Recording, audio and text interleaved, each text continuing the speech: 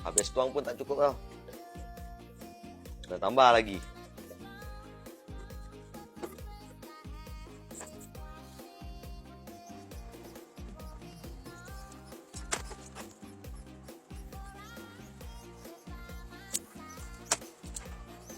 Sekarang baru masuk hijau.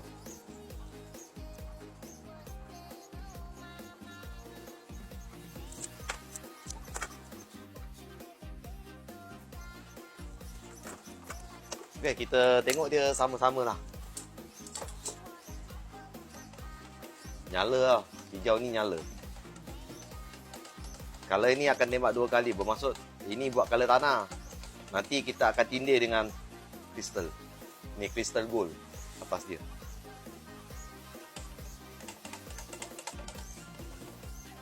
Macam mana? Tengok dekat sikit. Ini color tanah dia ada tak macam apple? Tapi saya kali ni tak pastilah dia tukang cat tu ada bagi kat saya yang kereta dah siap ke tidak. Kalau ada nanti saya naikkan lah untuk part kedua kan. Tengok. Macam mana hijau ni? Kekuningan. Okey, lepas tu dia akan ditindir dengan color ni. Nampak? Gold tau.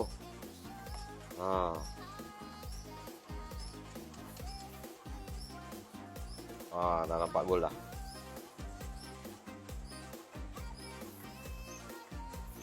Mantul tak?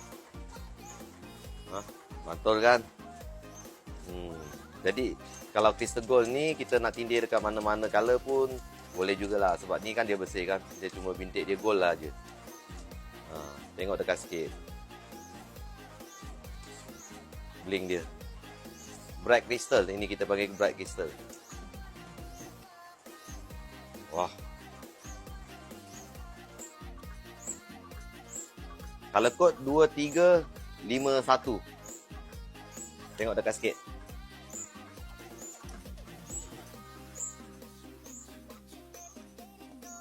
Nampak tak dia punya crystal gold tu?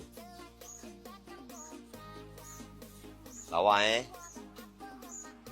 tengok lagi sekali. Tu dia.